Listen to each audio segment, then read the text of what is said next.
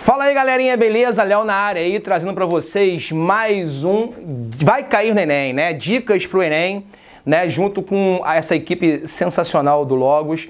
É claro, galera, que a prova do Enem é uma prova que costuma ser bem ampla em termos de cobrança. E aqui nós vamos estar colocando, pontuando para vocês aquilo que de fato é mais comum cair, aquilo que já caiu em algumas outras provas e que está aí, enfim, geralmente de fato é cobrado. É óbvio que vocês não vão se prender somente a isso, não é isso? Então, quando você fala de virose, por exemplo, quando você lê virose, você vai ver outras viroses, além dessas que eu vou estar expondo aqui, outras protozooses, outras bacterioses, mas nós vamos ali no cerne, aquilo que geralmente costuma de fato ser cobrado em provas de vestibular. Tranquilidade? Hoje eu vou trazer para vocês algumas dicas relacionadas às doenças.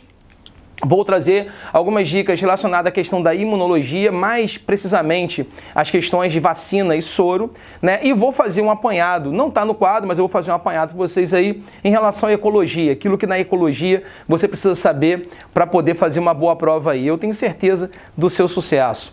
Tranquilidade? Então vem comigo, galera. Para começar, gente, olha só, quando se fala de virose, é óbvio que nós estamos vivendo um momento de pandemia e não poderia ser diferente trabalhar a questão do coronavírus, né, do SARS-CoV-2.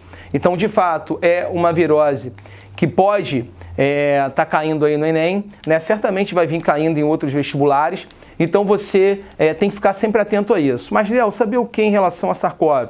Basicamente que é um vírus de RNA, um vírus que sofre constante mutação, né? Os vírus de RNA são vírus altamente mutagênicos.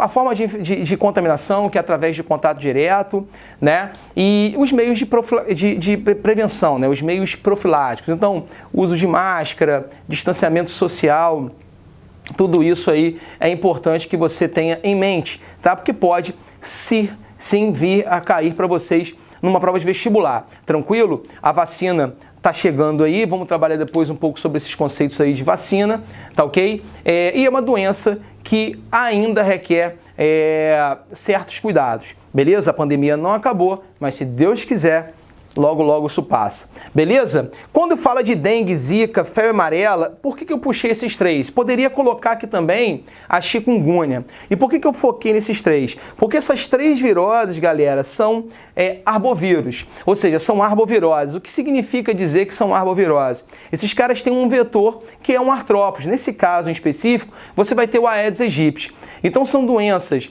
que você consegue ter um meio profilático evitando o contato com esse mosquito. E aí vem toda aquela questão de proteção, né, de porta, janela, não deixar água parada e tudo mais. E aqui eu chamo a atenção para um outro detalhe. A febre amarela transmitida pelo Aedes aegypti é a febre amarela urbana, que está erradicada, né? Quando você tivemos alguns anos atrás, né, casos de febre amarela, você vai ter aí as silvestres, que vai ter um outro vetor, um artrópode também, mas o hemagogos. Então, a febre amarela urbana, ela tem como vetor o Aedes aegypti, enquanto que a silvestre, o hemagogos, você vai mudar o vetor, mas continua sendo um artrópode, continua sendo aí um mosquito, tranquilo? A forma mais grave da dengue é a dengue hemorrágica, onde você vai ter lesão dos endotélios e isso vai provocar pontos de hemorragia em diversas partes do seu corpo. E com isso, obviamente, você pode ter um colapso, um choque, um corpo entrar em choque devido a esses pontos de hemorragia em todo o corpo e podendo levar, então, à morte. Então, é uma doença grave, é uma doença que requer um certo cuidado por meio das pessoas, tá? Então, a profilaxia é muito importante, não deixar água parada é muito importante, enfim. Quando nós falamos da AIDS, a AIDS é sempre uma doença que está sempre presente no vestibular, tá? Então, quando se fala de AIDS, principalmente focar ali nas formas de contaminação, então você tem aí relação sexual sem proteção, compartilhamento de seringas e agulhas, né? Então tudo isso ela pode provocar aí uma contaminação pelo vírus HIV, né? Lembrando que o vírus HIV ele vai provocar na gente, né, uma deficiência imunológica, né? A AIDS, né, a sigla AIDS, né, significa Síndrome da Imunodeficiência Adquirida, e isso acontece porque esse vírus vai infectar basicamente as nossas células de defesa, mais precisamente os macrófagos, beleza?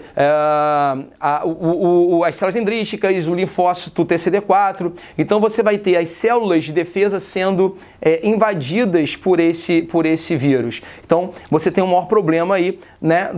Quando você tem as células de defesa sendo infectadas, você acaba aí levando a um quadro de imunodeficiência. Ninguém vai morrer de AIDS, você vai morrer por doenças oportunistas, né? Porque se o seu quadro de defesa, se as suas células imunológicas, se o seu quadro imunológico ele está deficiente, você acaba abrindo portas para que outras doenças se instalem e aí podem evoluir para casos graves e levando ao óbito, tranquilo? Então a AIDS, a melhor forma de prevenção, obviamente, é o sexo seguro, com preservativo, tá? E não compartilhamento de nada que seja cortante, que tenha contato com sangue.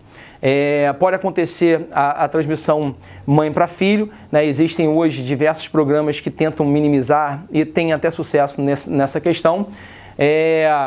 Mas enfim, é uma doença grave, não tem cura, mas tem um tratamento, o tratamento é bem eficiente. A principal forma de tratamento são coquetéis de medicamentos que vão bloquear as principais enzimas desse vírus, e aí eu destaco a transcriptase reversa, que é uma enzima que vai ter como função transformar o RNA viral em DNA viral. E um detalhe, a transcriptase reversa ela está presente somente nesse tipo de vírus que nós chamamos de retrovírus, beleza? Então fica a dica aí. Quando eu falo de bacteriose e protozoose, aqui tem um mundo, gente, tem um mundo de doenças aqui, tá? Eu coloquei aqui, por exemplo, em bacteriose, meningite e leptospirose, mas você tem pneumonia, você tem gonorreia, você tem sífilis,